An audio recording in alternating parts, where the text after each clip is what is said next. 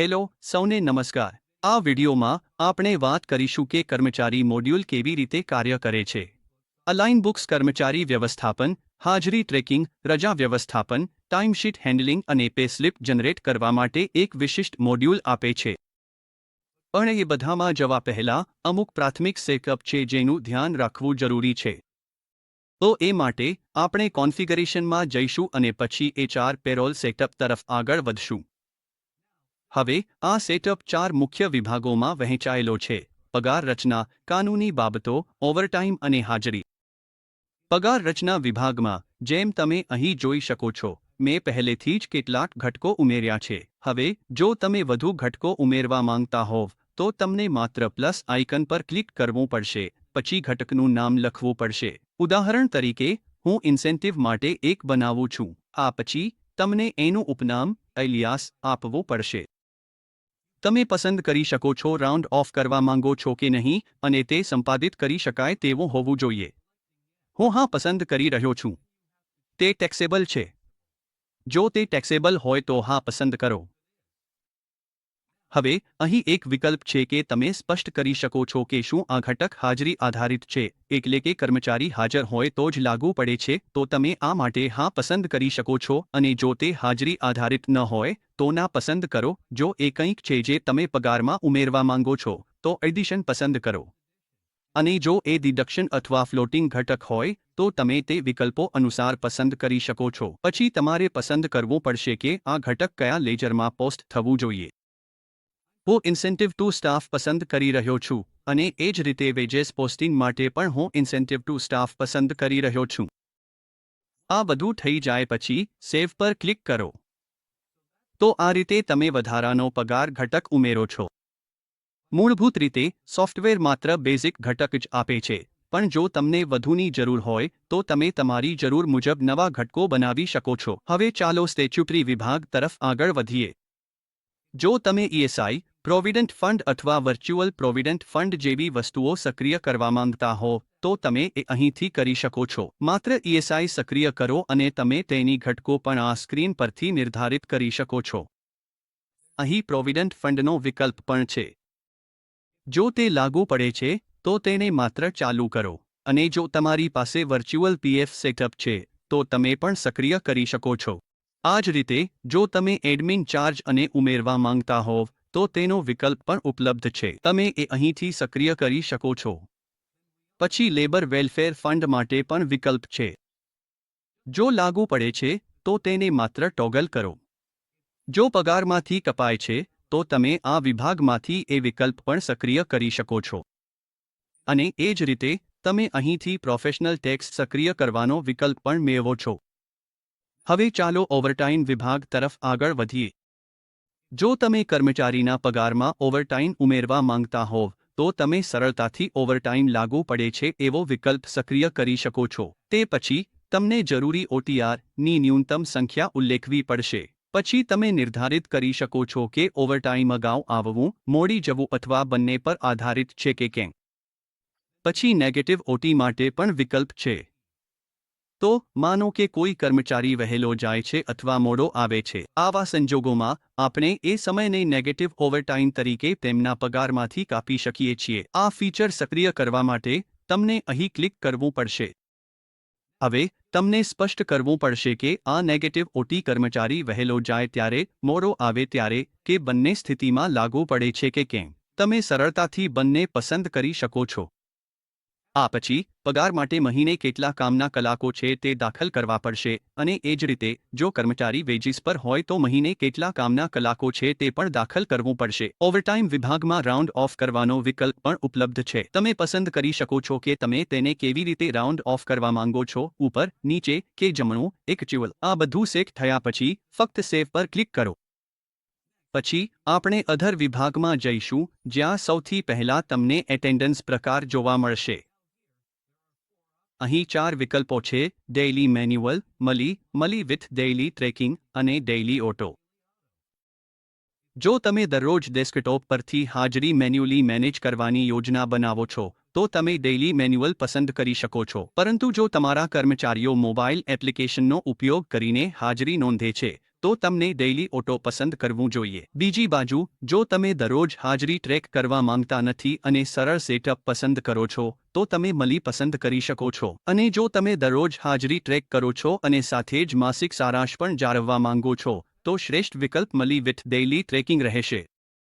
આગળ વધીએ તો leave deduction based on setting વિકલ્પ છે. અહીં 3 વિકલ્પો છે: એક્ચ્યુઅલ ડેઝ, વર્કિંગ ડેઝ અને ફિક્સ્ડ ડેઝ. જો તમે એક્ચ્યુઅલ ડેઝ પસંદ કરો છો, તો રજા માટેનું પગાર કપાત મહિનાના કુલ વાસ્તવિક દિવસો આધારિત ગણવામાં આવે છે. જો તમે વર્કિંગ ડેઝ પસંદ કરો છો, તો સિસ્ટમ કુલ વર્કિંગ ડેઝના આધારે પ્રતિદિન પગારની ગણતરી કરે છે. અને જો તમે ફિક્સ્ડ ડેઝ પસંદ કરો છો, તો તમે ચોક્કસ દિવસોની સંખ્યા, જેમ કે 30 કે 31, દાખલ કરી શકો છો અને પગાર કપાત એ નિશ્ચિત સંખ્યાના આધારે થશે. પછી અમારી પાસે સપ્રેસ વીકલી ઓફ સેટિંગ પણ છે. હવે માનો કે કોઈ રજા છે અને કર્મચારી એ રજાથી એક દિવસ પહેલા અથવા પછી રજા લે છે. આવા કેસોમાં, તમે એ આસપાસના દિવસોને પણ અનપેઇડ તરીકે માર્ક કરવા માંગતા હોઈ શકો છો. તો એ માટે, તમારે સપ્રેસ વીકલી ઓફ હોલિડે વિકલ્પ પસંદ કરવો પડશે.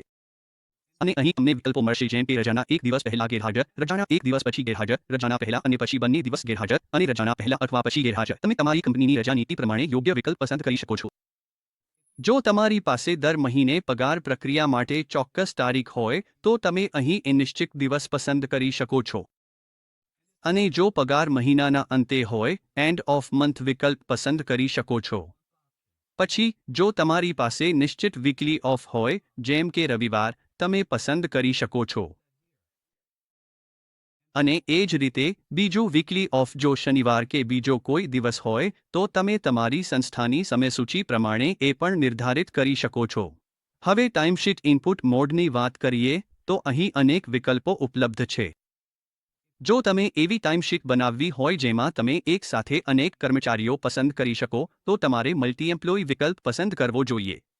જો તમે એ જ વાઉચરમાં અનેક તારીખો માટે ટાઇમશીટ્સ બનાવવી હોય, તો મલ્ટી ડેટ પસંદ કરો. અને જો તમે બંને, અનેક કર્મચારીઓ અને અનેક તારીખો, બંને માટે ટાઇમશીટ બનાવવી હોય, તો ત્રીજો વિકલ્પ પસંદ કરો, જે મલ્ટી એમ્પ્લોય અને મલ્ટી ડેટ બંનેને સપોર્ટ કરે છે. અમારી પાસે ટાઇમશીટ આધારિત બિલિંગ માટે પણ વિકલ્પ ઉપલબ્ધ છે. અહીં, તમે પસંદ કરી શકો છો કે તમે બિલિંગ કેવી રીતે ક્રેક કરવા માંગો છો: કર્મચારી પ્રમાણે, પ્રવૃત્તિ પ્રમાણે, અથવા કર્મચારી અને પ્રવૃત્તિ બંને પ્રમાણે, તમારા વ્યવસાયની જરૂરિયાત મુજબ. હવે, માનો કે કોઈ કર્મચારી રજા કે હોલિડેના દિવસે કામ કરે છે, તો તમે એ માટે કેવી રીતે વળતર આપવું તે નિર્ધારિત કરી શકો છો. જો તમે કોઈ વધારાનું આપવું નથી માંગતા, તો નન પસંદ કરો, અથવા જો એ સામાન્ય કામકાજના દિવસ તરીકે ગણવું હોય, તો પ્રેઝન્ટ પસંદ કરો. જો તમે વધારું વેતન આપવું હોય તો ઓવરટાઇમ પસંદ કરી શકો છો, અથવા જો બદલેમાં વધારાની રજા આપવી હોય તો લીવ પસંદ કરી શકો છો. પછી અમારી પાસે પગાર પોસ્ટિંગ માટે વિકલ્પ છે. જો તમે અનેક શાખાઓ સંભાળો છો, તો અલાઇન બુક્સ તમને શાખા પ્રમાણે પગાર પોસ્ટ કરવાની સુવિધા આપે છે. વૈકલ્પિક રીતે, તમે પગાર કેન્દ્રીય રીતે હેડ ઓફિસમાં પણ પોસ્ટ કરી શકો છો. હવે, જો તમારી ટાઇમશીટમાં વધારાની માહિતીની જરૂર હોય, તો તમે પ્રોજેક્ટ, વર્ક ઓર્ડર અને સાઇટ જેવા એટ્રીબ્યુટ્સ સક્રિય અથવા બનાવવી શકો છો. આ જ એટ્રીબ્યુટ્સ પગાર ફાળવણી માટે પણ ઉપયોગ કરી શકાય છે.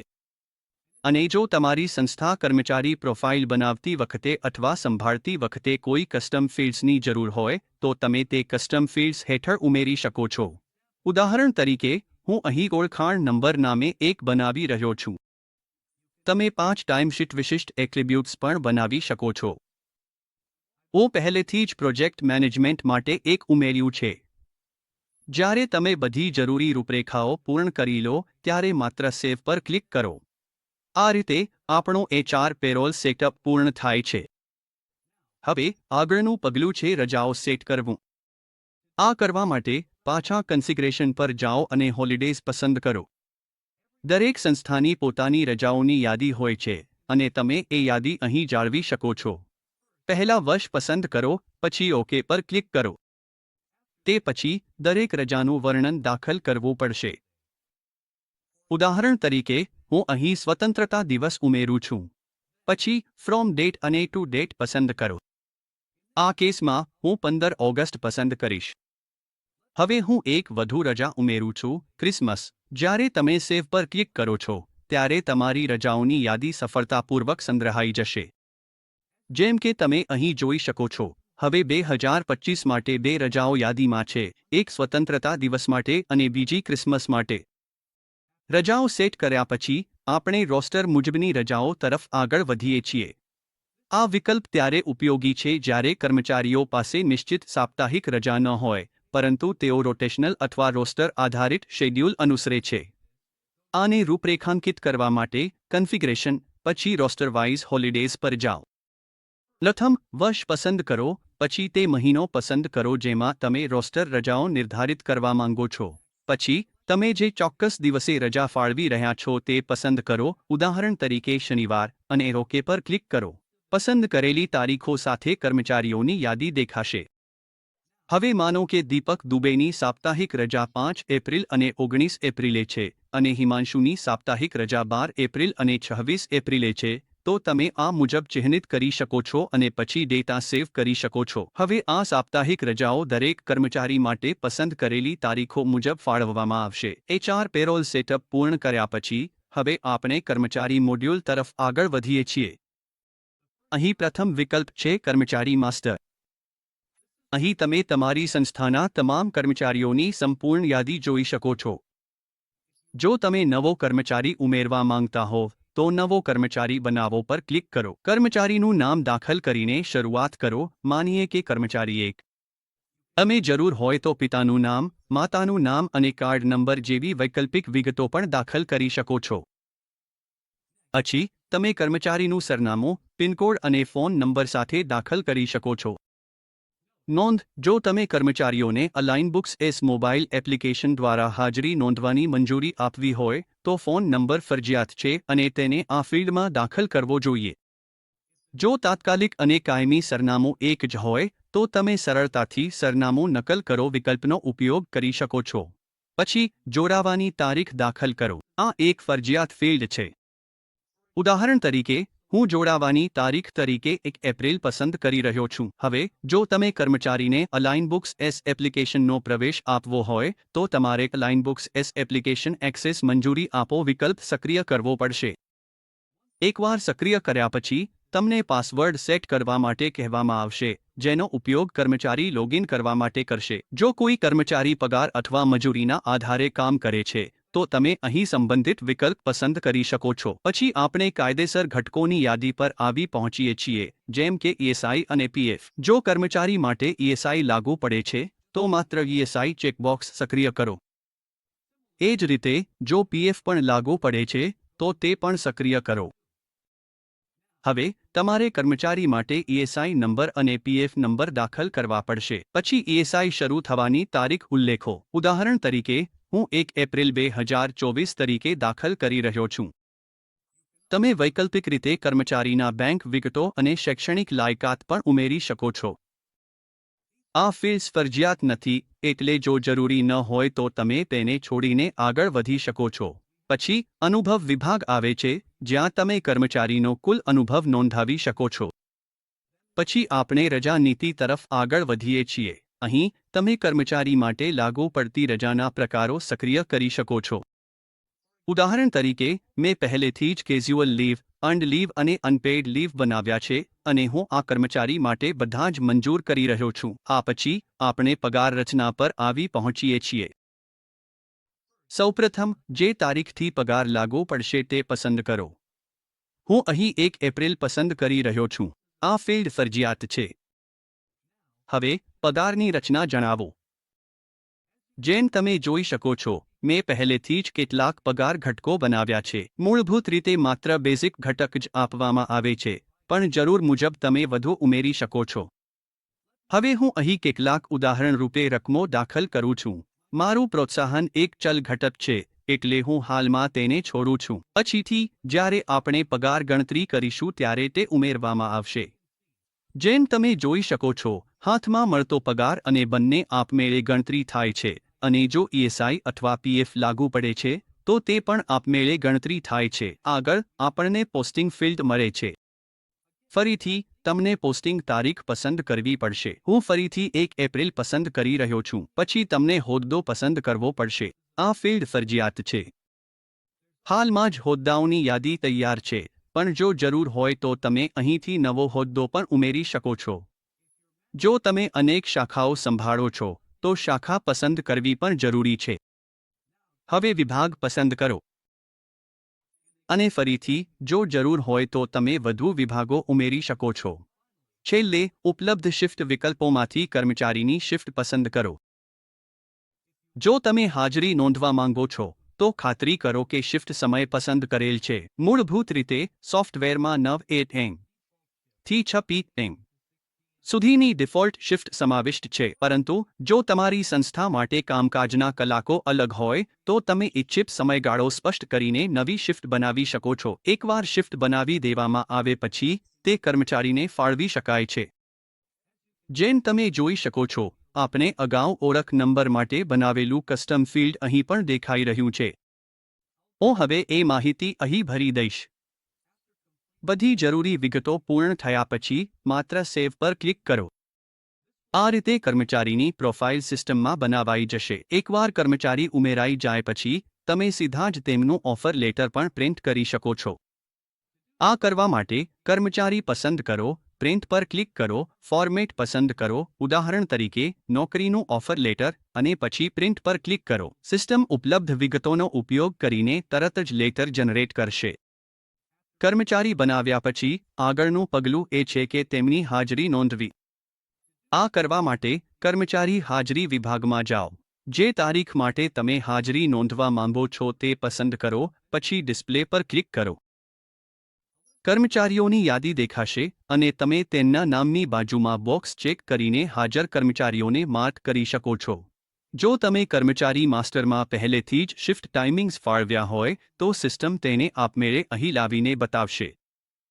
બધું થઈ જાય પછી, ખાતરી કરવા માટે સેવ પર ક્લિક કરો. પસંદ કરેલી તારીખ માટે હાજરી ચકાસવા માટે ફરીથી ડિસ્પ્લે પર ક્લિક કરો અને સેવ કરેલ ડેટા બતાવવામાં આવશે.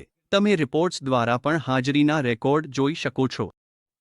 ઓલ રિપોર્ટ્સ, મોર રિપોર્ટ્સ પર જાઓ, અને એમ્પ્લોયી અટેન્ડન્સ હેઠળ, તમે પસંદ કરેલી તારીખ માટે વિગતવાર હાજરી ડેટા જોઈ શકો છો. જો તમારી પાસે અનેક કર્મચારીઓ હોય અને તમે હાજરી માર્ક કરવા માંગતા ન હો, તો અલાઇન બુક્સ આયાત વિકલ્પ આપે છે. 2 ફોર્મેટ ઉપલબ્ધ છે. તારીખ વગરના ફોર્મેટમાં, તમે એક જ તારીખ હાજરી માર્ક કરવા તેનો ઉપયોગ કરી શકો છો, જેમ કે આજની તારીખ માટે ફક્ત ફોર્મેટ ડાઉનલોડ કરો, કર્મચારીની વિગતો ભરો અને તેને પાછું અપલોડ કરો.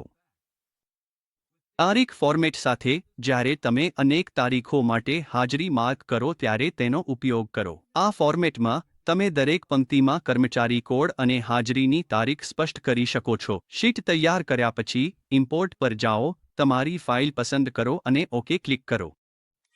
પછી સિસ્ટમ આપમેળે હાજરીના ડેટા અપડેટ કરશે.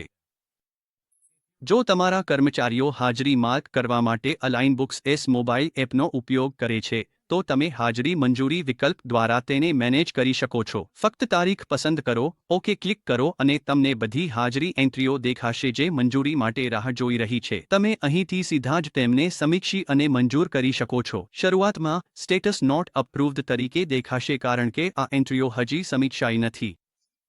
જ્યારે તમે તૈયાર હોવ, ત્યારે સેવ ક્લિક કરો અને સ્ટેટસ આપમેળે અપ્રૂવ્ડ થઈ જશે. હવે, ચાલો હાજરી સુધારણા વિશે વાત કરીએ. ક્યારેક, કર્મચારીઓ તેમની હાજરી યોગ્ય રીતે માર્ક કરવાનું ભૂલી જાય છે. કદાચ તેઓ પમહીન સમય ચૂકી ગયા હોય અથવા મોડા ક્લોક આઉટ કર્યા હોય. આવી સ્થિતિમાં, અમારી પાસે સરળ ઉકેલ છે. હાજરી સુધારણા પર જાઓ, કર્મચારી પસંદ કરો, તારીખ પસંદ કરો અને તમે ઇન ટાઈમ, આઉટ ટાઈમ કે બંને સુધારવા માંગો છો તે સ્પષ્ટ કરો. સાચા મૂલ્યો દાખલ કરો અને અપડેટ ક્લિક કરો. બસ એટલો જ. હવે હાજરી અપડેટ થઈ ગઈ છે. આગળ, આપણે એડવાન્સ મેનેજમેન્ટ પ્રક્રિયા તરફ જઈશું, જે કર્મચારીઓને આપવામાં આવેલા એડવાન્સ અથવા લોનને ટ્રેક કરવા માટે વપરાય છે. શરૂઆત કરવા માટે, આપણે એક એટ્રીબ્યુટ સક્રિય કરવું પડશે. કોન્ફિગરેશન પર જાઓ, પછી કંપની સેટઅપ અને ફિનાન્સ પસંદ કરો. એટ્રીબ્યુટ્સ સુધી સ્ક્રોલ કરો. ક્રિએટ એટ્રીબ્યુટ પર ક્લિક કરો, પછી જરૂરી નાણાકીય વર્ષો પસંદ કરો. જોઈએ તો ખાલી મૂલ્યો મંજૂર કરો. નામ તરીકે એમ્પ્લોયી દાખલ કરો. લિસ્ટ ટાઇપમાં એમ્પ્લોયી પસંદ કરો. સેવ પર ક્લિક કરો. હવે એટ્રીબ્યુટ બનાવાઈ ગયું છે. આપણે તેને જરૂરી લેજર્સમાં સક્રિય કરીશું. આ કરવા માટે ફિનાન્સ પર જાઓ, પછી ચાર્ટ ઓફ અકાઉન્ટ્સ પસંદ કરો. એડવાન્સ ટુ એમ્પ્લોયી નામના લેજર ખોલો. એટ્રીબ્યુટ્સ વિભાગ સુધી સ્ક્રોલ કરો, એમ્પ્લોયી એટ્રીબ્યુટ સક્રિય કરો અને સેવ પર ક્લિક કરો. આ પ્રક્રિયા અન્ય લેજર્સ માટે પણ પુનરાવૃત્તિ કરો, જેમ કે સેલરીઝ એન્ડ વેજેસ, સેલરી પેયેબલ અને લોન ટુ એમ્પ્લોયી. બધું થઈ જાય પછી બદલાવ લાગુ કરવા માટે રિફ્રેશ પર ક્લિક કરવાનું ભૂલશો નહીં. કર્મચારીઓને આપવામાં આવેલા એડવાન્સ નોંધવા માટે ફિનાન્સ પર જાઓ, પછી રિસિપ્ટ પેમેન્ટ વાઉચર પસંદ કરો. કેશ અથવા બેંક એકાઉન્ટમાં ચૂકવણીનો મોડ પસંદ કરો. ઉદાહરણ તરીકે HDFC બેંક. પછી લેજરમાં એડવાન્સ ટુ એમ્પ્લોયી પસંદ કરો. આપેલ એડવાન્સની રકમ દાખલ કરો, પછી કર્મચારીનું નામ પસંદ કરો. ડેબિટ પસંદ કરો અને ઓકે પર ક્લિક કરો. આ એન્ટ્રી સેવ કર્યા પછી એડવાન્સ કર્મચારી માટે નોંધાઈ જશે.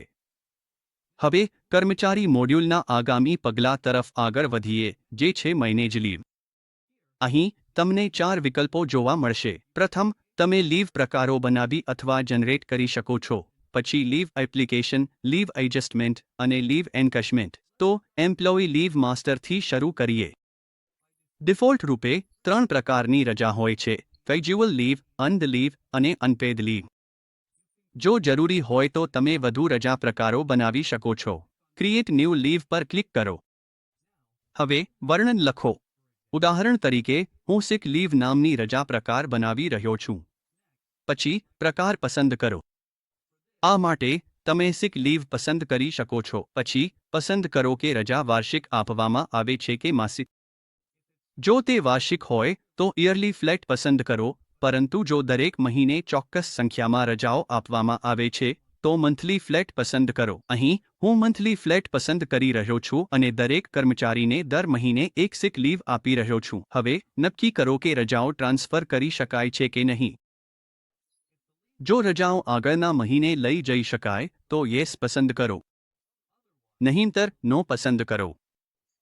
છેલ્લે તમે પસંદ કરી શકો છો કે સમયગાળા અંતે રજાઓ રોકડમાં બદલી શકાય છે કે નહીં. તમારી નીતિ અનુસાર યેસ અથવા નો પસંદ કરો. આ વિકલ્પો માત્ર કમાયેલી રજાના કેસમાં જ લાગુ પડે છે. બધું સેટ થઈ જાય પછી ફક્ત સેવ પર ક્લિક કરો અને આ નવી રજા પ્રકાર બનાવાઈ જશે. હવે આ રજા પ્રકાર ચોક્કસ કર્મચારીઓ માટે સક્રિય કરવા માટે તમારે એમ્પ્લોયી માસ્ટર પર જવું પડશે. તો કર્મચારીની પ્રોફાઇલ ખોલો, નીચે સ્ક્રોલ કરો અને લીવ પોલિસી વિભાગમાં અહીં તમને નવી બનાવેલી રજા પ્રકાર જોવા મળશે. જો તે ખાસ કર્મચારી માટે લાગુ પડે છે તો તેને સરળતાથી સક્રિય કરો. બધું થઈ જાય પછી ફરીથી સેવ પર ક્લિક કરો. હવે જો તમે ગયા વર્ષનું બેલેન્સ મેન્યુઅલી અપડેટ કરવા માંગતા હોવ અથવા તમે ઓપનિંગ રજા બેલેન્સ સેટ કરવા માંગતા હોવ તો એ માટે પણ અમારી પાસે વિકલ્પ છે. હા, તમે ડેટા ઇમ્પોર્ટ કરી શકો છો અથવા તમે તેને મેન્યુઅલી પણ દાખલ કરી શકો છો. આ કરવા માટે પહેલા ઓપનિંગ ટ્રાન્ઝેક્શન ટેબ પર ક્લિક કરો. પછી ઓપનિંગ લીવ્સ પસંદ કરો. અહીં તમે કર્મચારીઓના નામોની યાદી તેમના રજા પ્રકારો સાથે જોઈ શકશો. પછી ચોક્કસ રજા પ્રકાર પસંદ કરો અને રજાઓની સંખ્યા દાખલ કરો. ઉદાહરણ તરીકે, હું એક કર્મચારી માટે 3 બીમારી રજાઓ દાખલ કરી રહ્યો છું. અને પછી ફક્ત સેવ પર ક્લિક કરો. હવે આગળ વધીએ અને સોફ્ટવેરમાં રજા અરજી માર્ક કરવાની પ્રક્રિયા વિશે વાત કરીએ. આ માટે એમ્પ્લોયી પર જાઓ, પછી મેનેજ લીવ અને પછી લીવ એપ્લિકેશન પસંદ કરો. હવે આપણે પહેલા કર્મચારી પસંદ કરીશું અને પછી રજા કોડ પસંદ કરીશું. માત્ર તે રજા પ્રકારો જ અહીં દેખાશે જે કર્મચારી માટે સક્રિય કરવામાં આવ્યા છે. જેમ કે તમે જોઈ શકો છો, મેં આ કર્મચારી માટે 4 અલગ અલગ રજા પ્રકારો સક્રિય કર્યા છે. હું હવે બીમારી રજા અરજી માર્ક કરવા જઈ રહ્યો છું. હાલમાં જ મેં ઓપનિંગ બેલેન્સ 3 રજાઓ સુધી અપડેટ કર્યું હતું, તો એ અહીં પહેલેથી જ દેખાઈ રહ્યું છે. હવે હું તે તારીખ પસંદ કરીશ જેના માટે રજા જોઈએ છે. જો કર્મચારી માત્ર પહેલા અડધા દિવસ માટે અથવા બીજા અડધા દિવસ માટે રજા લે છે તો તમે એ પણ પસંદ કરી શકો છો. પછી રજાનું કારણ દાખલ કરો અને અંતે સેવ પર ક્લિક.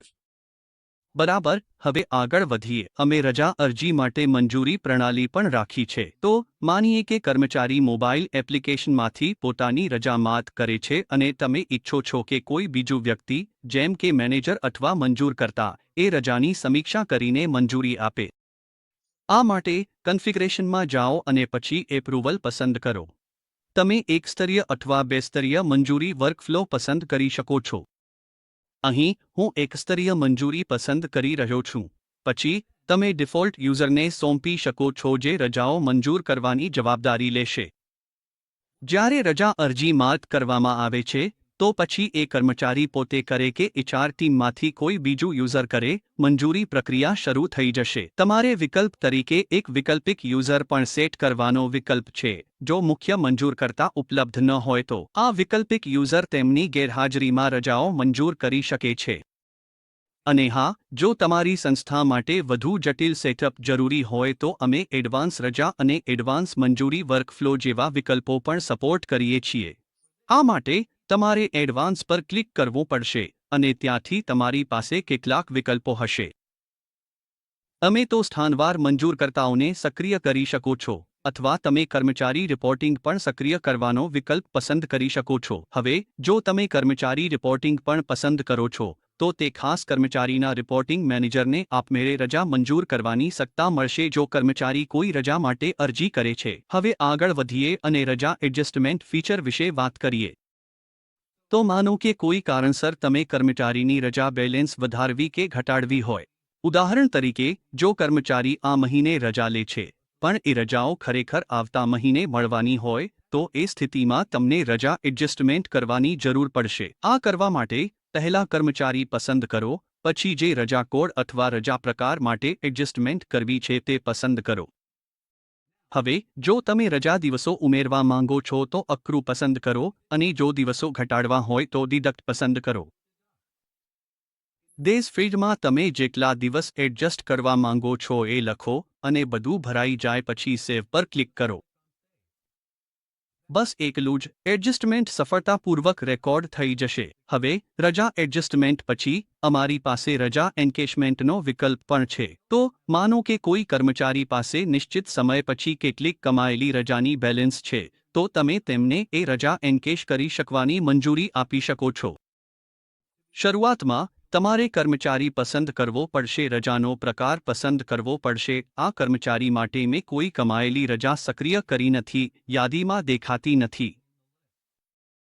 ચાલો હવે બીજો કર્મચારી પસંદ કરીએ. રજા એન્કેશમેન્ટ એન્ટ્રી માટે, ફરીથી, તમે કર્મચારી પસંદ કરો અને પછી રજાનો કોડ પસંદ કરો. ધ્યાનમાં રાખો કે માત્ર એ જ રજાના પ્રકારો અહીં યાદીમાં દેખાશે જેમાં કમાયેલી રજા સક્રિય કરવામાં આવી છે. મારા કેસમાં, મેં કંપઓફ રજાનો પ્રકાર સક્રિય કર્યો છે, અને અહીં તમે એક ખાસ રજાની ઉપલબ્ધ બેલેન્સ જોઈ શકો છો. હું બધી 4 રજાઓ દરેક માટે 1000ના દરે એન્કેશ કરવા જઈ રહ્યો છું. જો તમારી પાસે કોઈ ખાસ ટિપ્પણીઓ હોય, તો તમે આપેલા ફીલ્ડમાં લખી શકો છો, અને અંતે, સેવ પર ક્લિક કરો. હા, તો આ રીતે તમે રજા એન્કેશમેન્ટ એન્ટ્રી કરી શકો છો. હવે, એક ખૂબ જ મહત્વના ભાગ તરફ આગળ વધીએ, એટલે કે પેરોલ પ્રક્રિયા અને કેવી રીતે તમે પેસ્લિપ જનરેટ કરી શકો. પેરોલ પ્રક્રિયા શરૂ કરવા માટે, એમ્પ્લોયી પેરોલ પર જાઓ અને પછી મંથલી અટેન્ડન્સ પ્રોસેસ પસંદ કરો. અહીં, તમે જે મહિને કામ કરી રહ્યા છો તે પસંદ કરો અને પછી પ્રોસેસ પર ક્લિક કરો. અહીં તમે સ્ટેટસ પણ જોઈ શકો છો. હાલમાં, કારણ કે મેં કોઈ હાજરી કે પગાર પ્રક્રિયા કરી નથી, સ્ટેટસ પેન્ડિંગ તરીકે બતાવી રહ્યું છે. અહીં, દરેક કર્મચારી માટે જે હાજરી નોંધવામાં આવી છે તેના આધારે પેઇડ ડેઝ ગણવામાં આવે છે. અને જો તમે કોઈ કર્મચારી માટે ઓવરટાઇમ સક્રિય કર્યું હોય, તો ઓવરટાઇમ આપમેળે ગણવામાં આવશે. હવે, જો તમે પહેલેથી જ રજા અરજી નોંધાવી હોય, તો એ પેઇડ લીવ્સ પણ ગણતરીમાં સામેલ થશે. અને જે દિવસો માટે હાજરી નોંધવામાં આવી નથી, તે દિવસોને અનપેઇડ લીવ તરીકે ગણવામાં આવશે. બધી વિગતો ચકાસી લીધા પછી, આપણે આગળ વધીને સેવ પર ક્લિક કરીશું, અને એ રીતે આ ડેટા સિસ્ટમમાં સેવ થઈ જશે. જો તમે ફરીથી એ જ ડેટા જોવું હોય, તો તમે સરળતાથી ડિસ્પ્લે પર ક્લિક કરી શકો છો, અને અહીં તમે સેવ કરેલી બધી વિગતો જોઈ શકશો, સાથે સાથે અપડેટ થયેલ સ્ટેટસ પણ. કારણ કે હવે હાજરી સફળતાપૂર્વક પ્રક્રિયા થઈ ગઈ છે. હવે જો તમે ડેટા મેન્યુઅલી એન્ટર કરવા બદલે ઇમ્પોર્ટ કરવા માંગતા હો તો એ માટે પણ અમારી પાસે સગવડ છે. સૌપ્રથમ ઇમ્પોર્ટ ફોર્મેટ ડાઉનલોડ કરો અને પછી ઇમ્પોર્ટ બટનનો ઉપયોગ કરીને પેઇડ ડેઝ સીધા અપલોડ કરો. અમારી પાસે એક ખૂબ જ ઉપયોગી ફિલ્ટર વિકલ્પ પણ છે. તો જો તમે માત્ર એક કર્મચારી માટે હાજરી પ્રક્રિયા કરવી હોય અથવા પેસ્લિપ જનરેટ કરવી હોય અથવા તો કોઈ ખાસ ડિપાર્ટમેન્ટ કે બ્રાન્ચ માટે, તો તમે ફિલ્ટર્સનો ઉપયોગ કરીને તેને સંકુચિત કરી શકો છો. માસિક હાજરી પ્રક્રિયા પૂર્ણ થયા પછી આગળનું પગલું એ છે કે એમ્પ્લોયી પેરોલ પર જવું અને પછી સેલેરી પ્રોસેસ પર ક્લિક કરવું. અહીં પણ તમે એ જ મહિનો પસંદ કરશો. જો તમે કોઈ ખાસ કર્મચારી માટે પગાર પ્રક્રિયા કરવી હોય તો તમે ફિલ્ટરનો ઉપયોગ કરી શકો છો. કર્મચારી પસંદ કરો અને પછી પ્રોસેસ પર ક્લિક કરો. હવે અગાઉ સેવ કરેલા બધા પેઇડ ડેઝ અહીં દેખાશે અને તેના આધારે પગાર આપમેળે ગણતરી થશે.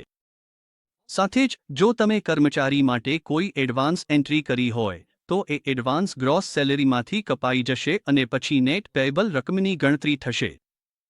જો બધું યોગ્ય લાગે તો સીધા જ સેવ પર ક્લિક કરો.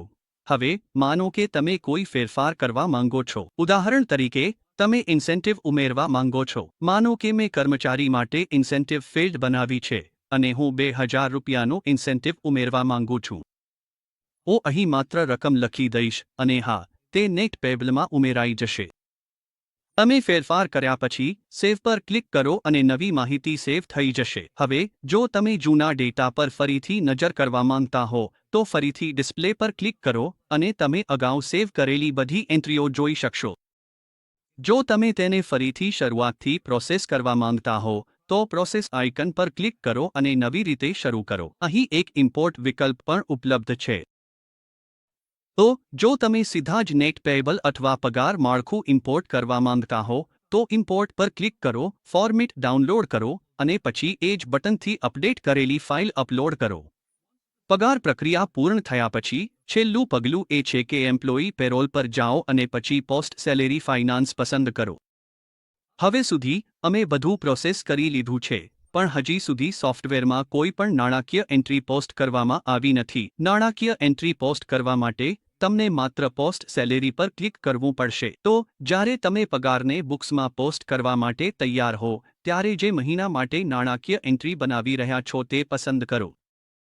પછી જો તમે બ્રાન્ચ પ્રમાણે એન્ટ્રી પોસ્ટ કરવા માંગતા હો તો આગળ વધો અને ચોક્કસ બ્રાન્ચ પસંદ કરો. આ પછી એ તારીખ પસંદ કરો કે જેના પર એન્ટ્રી તમારા એકાઉન્ટ્સના બુક્સમાં દેખાવા જોઈએ. હવે એકવાર તમે પોસ્ટ સેલેરી પર ક્લિક કરો તો સિસ્ટમ આપમેળે તે મહિના માટે પગાર ચૂકવવાના હિસાબે એકાઉન્ટિંગ એન્ટ્રી પાસ કરશે. અને બસ એટલું જ. હવે પગાર અધિકૃત રીતે પોસ્ટ થઈ ગયો છે. પણ થાંભો. જો તમે તમારા કર્મચારીઓને ચૂકવવાના પગાર સંબંધિત રિપોર્ટ્સ ચકાસવા માંગતા હો તો તમે કોલ રિપોર્ટ્સ પર જઈ શકો છો. પછી મોર રિપોર્ટ્સ પસંદ કરો. ત્યાંથી તમે તમામ વિગતવાર પગાર માહિતી જોઈ શકો છો. પેસ્લિપ જનરેટ કરવાની પ્રક્રિયા. એમ્પ્લોયી પેરોલ પર જઈ જનરેટ પેસ્લિપ પસંદ કરવું પડશે. જે મહિના માટે તમે પેસ્લિપ જનરેટ કરવા માંગો છો તે મહિનો પસંદ કરો.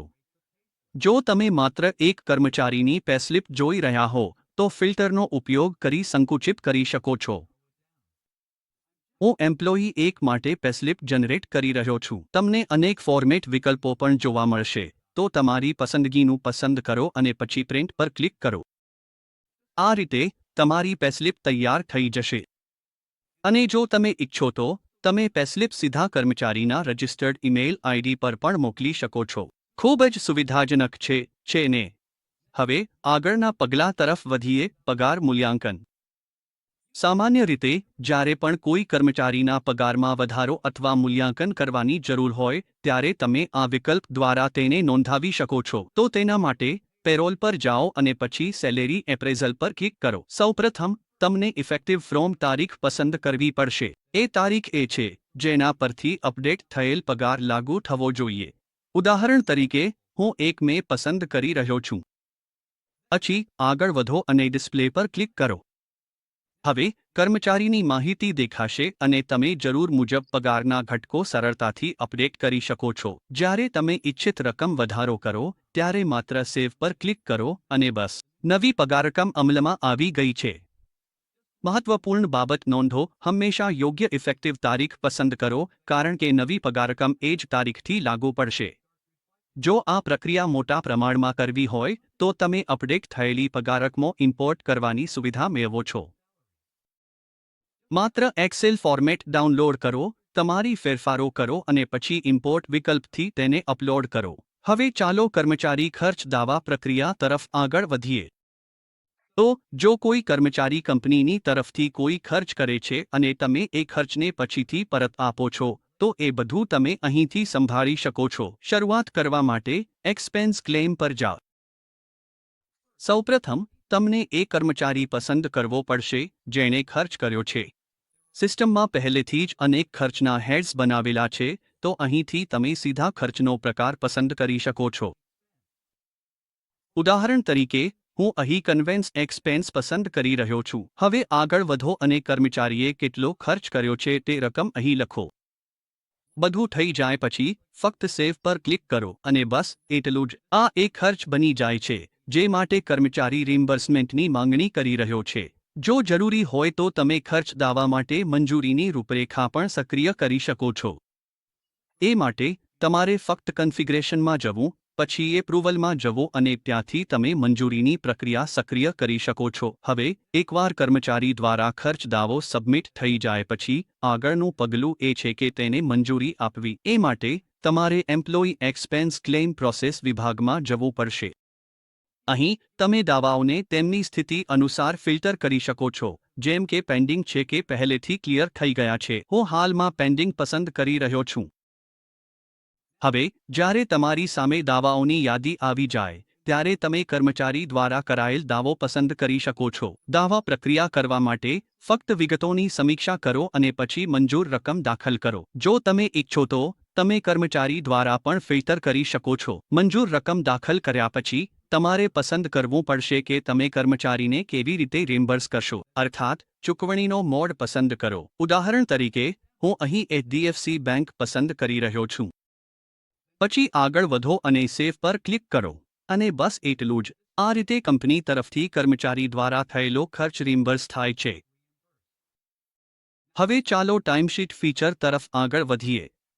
તો જો તમારો કર્મચારી કોઈ ખાસ ગ્રાહક માટે નિશ્ચિત કલાકો સમર્પિત કરે છે, તો તમે તે ટાઇમશીટ મોડ્યુલ દ્વારા ટ્રેક કરી શકો છો. આ કરવા માટે એમ્પ્લોયી ટાઇમશીટ પર જાઓ. સૌપ્રથમ તમે બ્રાન્ચ પસંદ કરો, પછી કર્મચારી પસંદ કરો અને પછી તારીખ પસંદ કરો. હવે કર્મચારીએ કેટલા કલાક કામ કર્યું છે અથવા સમર્પિત કર્યા છે તે ઉલ્લેખો. પછી આ સમય કયા ગ્રાહક માટે ખર્ચાયો છે તે પસંદ કરો.